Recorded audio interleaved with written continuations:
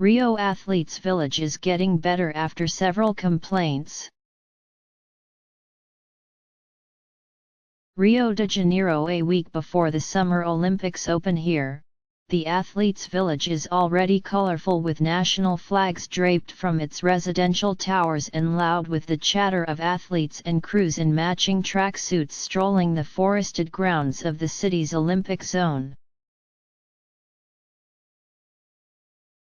It's been a week of intense work for local crews at the Olympic Village following a series of public complaints by foreign teams as they arrived. On Thursday, 8 days before the Games open, Rio 2016 spokesman Philip Wilkinson said that a task force had completed all the necessary amendments to the village that will house thousands of athletes and delegates. Shortly after arriving, Australia's team complained of blocked sinks, exposed electrical wires and toilets that did not flush. The delegation's organizer called the lodgings not habitable and members moved to a hotel for several days. Rio de Janeiro Mayor Eduardo Paes publicly apologized to the Australian delegation, which gave him a stuffed kangaroo as a token of forgiveness. The Australian team also briefly evacuated its lodgings after a small fire Friday believed to be started by a cigarette.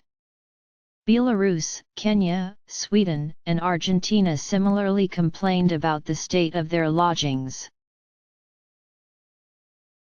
The head of the Argentine delegation even went as far to accuse crews of sabotage and said that the village's problems were not simply untidiness but large stray blocks of cement and blocked water pipes.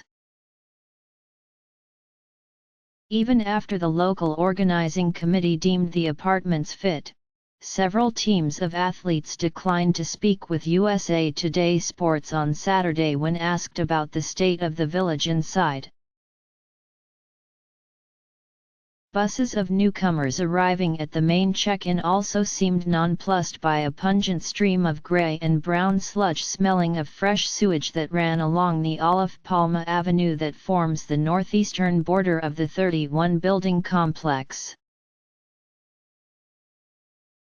Borut Kolaric, an attache for the Slovenian team who has been in the village for 10 days, said the building's issues were being resolved at a rapid pace and that he encouraged his athletes to have a cooperative attitude. In the beginning there were some issues, said Kolaric.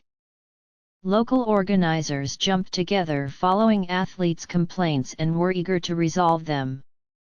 Everybody says it is getting better, not worse, he added.